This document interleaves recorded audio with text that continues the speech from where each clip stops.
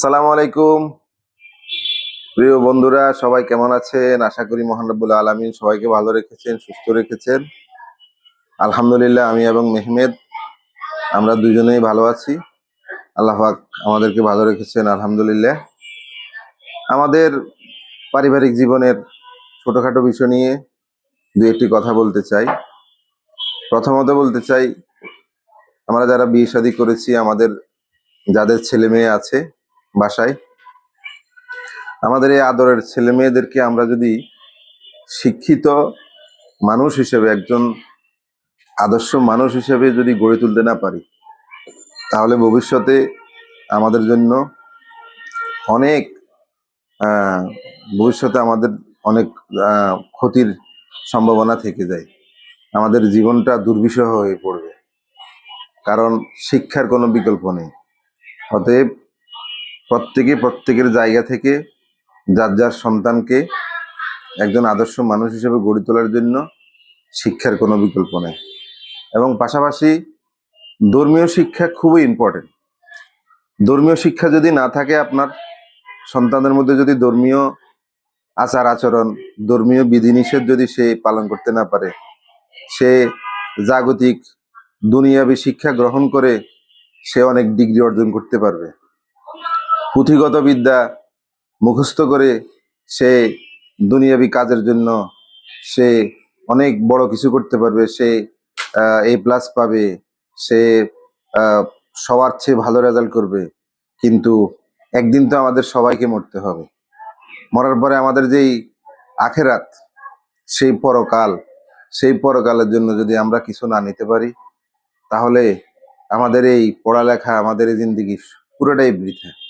অতএব দুনিয়াবী পড়ালেখার পাশাপাশি আমাদের জাগতিক যেই পুঁথিগত বিদ্যা আমরা মুখস্থ করি, এটার পাশাপাশি আমাদের প্রত্যেকের উচিত প্রত্যেকের সন্তানকে ধর্মীয় শিক্ষা দেওয়া।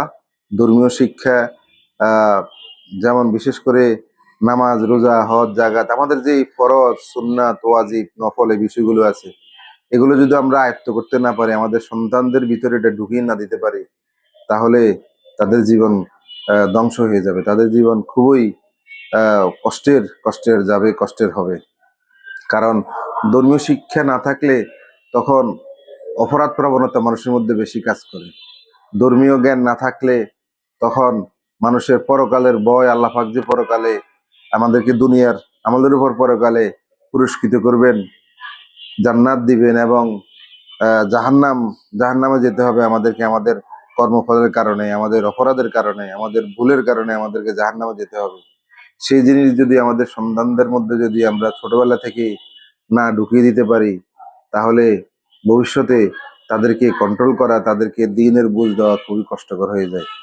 অতএব ছোট থেকেই আমরা আমাদের ছেলে মেয়েদেরকে ধর্মীয় শিক্ষা, স্কুলের দুনিয়াবী যে শিক্ষা ব্যবস্থা, এই শিক্ষা ব্যবস্থার পাশাপাশি ধর্মীয় শিক্ষা দেওয়ার জন্য আমরা সচেষ্ট থাকব।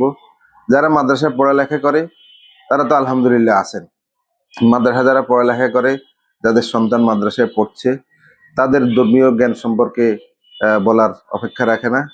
আর যারা আমরা স্কুল লেভেলে আমাদের সন্তানদেরকে পড়াচ্ছি, ইংলিশ মিডিয়াম বলেন, বাংলা মিডিয়াম বলেন, অথচ অবশ্য বাংলাদেশে ইদানিংকালে অনেক ইংলিশ মিডিয়াম স্কুলও এবং প্রাইভেট অনেক স্কুলেও ধর্মীয় শিক্ষার ব্যাপারে খুবই গুরুত্ব আরোপ করছে শিক্ষকরা। সবার প্রতি অনুরোধ থাকবে, সবাই যেন যার যার অবস্থান থেকে তাদের সন্তানদেরকে একজন আদর্শ সৎ মানুষ হিসেবে বেড়ে ওঠার জন্য যা যা করণীয় সেই প্রয়োজনীয় ব্যবস্থা গ্রহণ করেন। তাহলে আপনার জীবন হয়ে উঠবে সুন্দর এবং আনন্দময়।